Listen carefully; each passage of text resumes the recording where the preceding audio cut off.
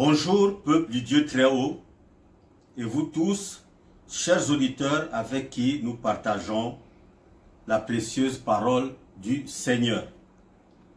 Que la grâce et la paix de Dieu vous environnent et vous inondent. Amen. Nous allons prier. Nous bénissons ton Saint-Nom, notre Dieu, à cause de ta parole, parce qu'elle nous fait du bien. À travers elle, nous avons la vie, parce que tu nous enseignes par ta parole. En elle est la vie, et nous recevrons cette vie-là. Bénis-la dans nos cœurs, comme j'ai l'habitude de te le dire, Seigneur. Nous avons besoin de la parole, nous avons besoin d'être conduits, d'être dirigés par toi. Fais-nous du bien ce matin, sois béni à jamais. Merci pour ta fidélité, merci pour ta précieuse parole, au nom de Jésus. Amen. Alors, avant d'aller plus loin, je voudrais vraiment souhaiter une très bonne fête des pères, une agréable fête à tous nos papas, à tous les pères. Alors, ce n'est pas toujours évident, la fête des pères est souvent un peu boycottée par rapport à celle des mères, mais nous espérons que nous aurons quand même quelques cadeaux de la part de nos très chers enfants. J'en entends beaucoup, parce que j'ai beaucoup d'enfants dans tous les domaines. J'ai des enfants naturels, j'ai des enfants spirituels à ne plus en compter. Alors, bonne fête des pères à nous tous, à tous les papas. Amen. Alors, en ce qui concerne notre méditation sur le thème l'agneau de Dieu qui ôte le péché du monde, que nous avons repris après donc l'interruption de la Pentecôte, nous savons que nous avons pour texte de base l'évangile de Jean au chapitre 1er, les versets 19 à 51. Mais ce matin, nous lisons les versets 29 à 39. Alors, je vais lire pour nous tous. Je lis d'abord dans la version Louis II, et quand nous aurons à faire des petits commentaires, nous lirons dans la version Parole vivante.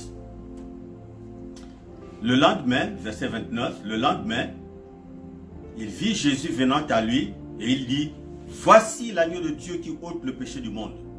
C'est celui dont j'ai dit, après moi vient un homme qui m'a précédé, car il était avant moi. Je ne le connaissais pas, mais c'est afin qu'il fût manifesté à Israël que je suis venu baptiser d'eau. » Jean rendit ce témoignage. « J'ai vu l'Esprit descendre du ciel comme une colombe et s'arrêter sur lui. Je ne le connaissais pas, mais celui qui m'a envoyé baptiser d'eau, celui-là m'a dit, « Celui sur qui tu verras l'Esprit descendre et s'arrêter, c'est celui qui baptise du Saint-Esprit. » Et j'ai vu et j'ai rendu témoignage qu'il est le Fils de Dieu. Le lendemain, Jean était encore là avec 2 de ses disciples. Et ayant regardé Jésus qui passait, il dit, « Voici l'agneau de Dieu. » Les 2 disciples l'entendirent prononcer ces paroles et ils suivirent Jésus. Jésus se retourna et voyant qu'ils le suivaient, il leur dit, « Que cherchez-vous » Ils lui répondirent, « Rabbi », ce qui signifie maître, « Où demeures-tu » ? « Venez, leur dit-il, et voyez. » Ils allèrent et ils virent où il demeurait, et ils restèrent auprès de lui ce jour-là. C'était environ la 10e heure. Gloire à Dieu pour sa parole. Alors aujourd'hui, nous voulons revenir et insister sur la mission de Jean-Baptiste. Alors, selon les versets 6 à 9 de ce premier chapitre de Jean, alors, la mission de Jean-Baptiste se résume en un témoignage. Jean n'est autre qu'un témoin. Il a été suscité et mandaté pour rendre témoignage à la lumière. Il est venu pour parler de la lumière, pour dire la vérité sur la lumière, afin que tous ceux qui l'écoutent croient, aient la foi et reçoivent la lumière. Alors, nous insistons sur ce point. Pourquoi? Parce que nous avons la même mission que Jean. Nous avons aussi été suscités pour être des témoins de Christ. En effet, selon Actes des Apôtres, chapitre 1er, le verset 8, nous sommes appelés, c'est-à-dire tous les enfants de Dieu, à être des témoins de Jésus-Christ, à rendre témoignage à la lumière. Nous connaissons ce verset-là qui dit « Mais vous recevrez une puissance, le Saint-Esprit survenant sur vous, et vous serez mes témoins à Jérusalem, dans toute la Judée, dans la Samarie et jusqu'aux extrémités de la terre. » Alors, en dehors de cela, nous avons aussi les évangiles synoptiques. Dans ces évangiles synoptiques, nous sommes appelés à faire des disciples dans le monde entier. Eh bien, en regardant de près le témoignage de Jean, nous constatons qu'il est semblable à un package, c'est-à-dire à un tout qu'il faut développer. Ce que je veux dire par là, c'est que Jean n'est pas rentré dans les détails. Il a dit ce qu'il fallait, l'essentiel. Son rôle, c'était de faire connaître Jésus à Israël. Alors, si nous regardons dans la version parole vivante, comme j'ai dit, le verset 31, ce verset dit ceci: moi non plus, c'est Jean-Baptiste qui parle, moi non plus, je ne le connaissais pas. Mais si je suis venu baptiser dans l'eau, c'est précisément pour le faire connaître au peuple d'Israël. Donc Jean-Baptiste a présenté Jésus à tout Israël et à ses disciples.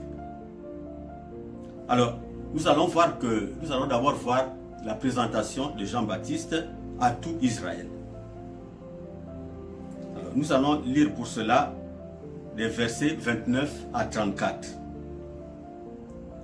Je lis donc dans la version parole vivante. Le lendemain, Jean aperçoit Jésus qui se dirige vers lui. Alors il s'écrie: voici celui que Dieu lui-même a destiné à se sacrifier comme un agneau pour enlever le péché du monde. C'est celui que je voulais parler lorsque je disais: un homme me succédera. Il m'a précédé, il a priorité sur moi, car il existait avant que je sois né. Moi non plus, je ne le connaissais pas, mais si je suis venu baptiser dans l'eau, c'est précisément pour le faire connaître au peuple d'Israël. Jean a rendu aussi cet autre témoignage. J'ai vu l'Esprit descendre du ciel sous la figure d'une colombe et se poser sur lui.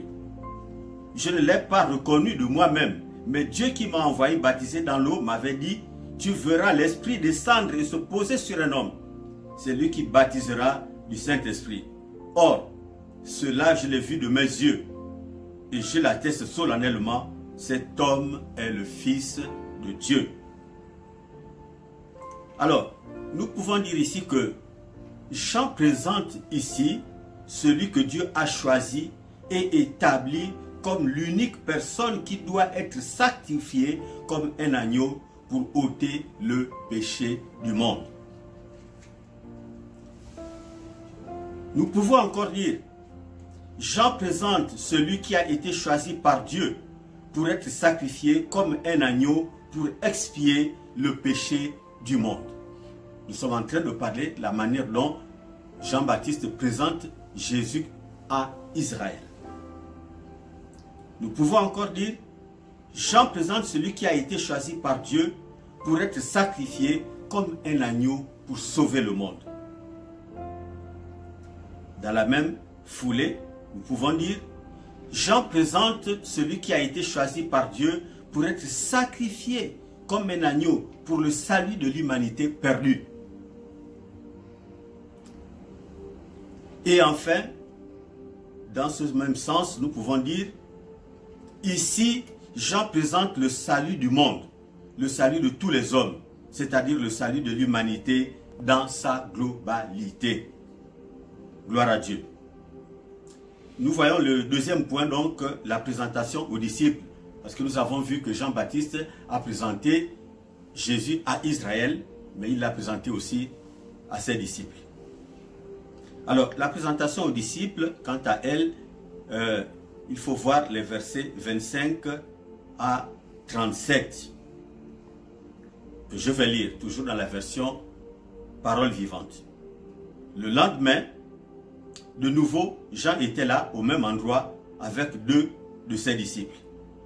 Quand il voit passer Jésus, il dit, « Regardez, voici l'agneau de Dieu. » Les 2 disciples entendent les paroles prononcées par Jean et se mettent à suivre Jésus. Celui-ci, s'étant retourné, s'aperçoit qu'ils le suivent. Il leur demande, « Que désirez-vous? » « Rabbi, lui disent-ils, c'est-à-dire, « Maître, où habites-tu? » « Venez, leur répondit-il, et vous le verrez. » Il l'accompagne donc et voit où il habite. Il était environ 4 heures de l'après-midi. Il passe le reste de la soirée avec lui. Donc, en ce qui concerne ses disciples, Jean présente Jésus comme étant l'agneau de Dieu. C'est-à-dire celui que Dieu a prédestiné pour être la victime dont le sacrifice va satisfaire toutes les exigences de la loi, toutes les exigences de Dieu pour ôter le péché. Encore, c'est celui que Dieu a choisi et établi pour que quiconque croit en lui puisse recevoir le pardon, la rémission de ses péchés. C'est celui qu'il faut recevoir par la foi pour trouver grâce aux yeux de Dieu et obtenir miséricorde auprès de lui. C'est celui qu'il faut suivre, celui avec qui il faut demeurer, celui qu'il faut connaître et servir pour avoir la vie éternelle. Donc ici, en ce qui concerne les disciples, on a l'impression que Jean présente le salut des hommes de manière personnalisée, de manière individuelle. Alors, dans tout cela, la question que je voudrais te poser, mon frère, ma soeur, c'est que, où en es-tu? Où en es-tu dans tout cela? As-tu compris? As-tu reçu? As-tu compris ces choses? Les as-tu reçues? Si tu les as reçues, si tu as compris et reçu, alors mets-les en pratique et partage cela avec ton entourage. Et surtout, pratique tes premières œuvres. Je voudrais exhorter chacun de nous vraiment à profiter de ces moments de confinement pour repartir sur de nouvelles bases avec le Seigneur à travers l'agneau de Dieu qui ôte le péché du monde, à travers l'agneau de Dieu, pour ce qui concerne chacun de nous individuellement, parce que le salut est individuel. Donc, c'est bien pour nous de repartir sur de nouvelles bases avec l'agneau de Dieu. Cherchons vraiment le Seigneur. Les temps sont difficiles, les temps sont mauvais et nous avons besoin de nous accrocher à l'agneau. Jean-Baptiste a présenté l'agneau. Dans la dernière partie que nous allons voir, nous verrons ensemble comment nous, à notre tour, nous devons présenter l'agneau. Nous avons vu ensemble que Jean-Baptiste n'a pas tout dit. Vous savez que la connaissance vient de manière progressive. Et Jean-Baptiste n'avait pas la latitude et ce n'était pas sa mission de présenter Jésus vraiment sous toutes les coutures. Parce que Jésus allait commencer son ministère. Jésus allait lui-même enseigner le peuple. Donc Jean-Baptiste était là pour présenter l'agneau, pour dire la vérité sur l'agneau. C'est pour témoigner de Jésus-Christ. Pour nous, ça va être différent. Alors, nous, à notre tour, nous devons rentrer dans les choses beaucoup plus profondes. Il nous faut lire la parole. Nous vous donnons des passages à lire. Il faut les lire. Il faut comprendre. C'est la parole qui nous fait grandir. La parole qui nous fait grandir. C'est par la parole que nous grandissons. Si nous voulons connaître le Seigneur, parce que comme nous l'avons vu, nous devons connaître le Seigneur, nous devons demeurer avec lui. Nous devons le suivre, nous devons demeurer avec lui et nous devons le connaître. C'est ce qui nous fait grandir. La parole est là pour nous faire grandir. Pour que nous puissions atteindre la stature parfaite de Christ, c'est par la parole, c'est par la connaissance. La connaissance est très importante pour nous. Donc il nous faut lire la parole de Dieu, il nous faut comprendre ces choses. Que le Seigneur bénisse sa parole dans nos cœurs. Nous allons prier. Seigneur notre Dieu, nous te remercions pour ta parole. Ça a été des choses simples et c'est bien qu'il y ait des choses simples, faciles à comprendre et ça a été assez court. Nous te bénissons pour cela. Que ton nom soit béni, Seigneur, pour ta parole. Nous voulons grandir, nous avons besoin de ta parole.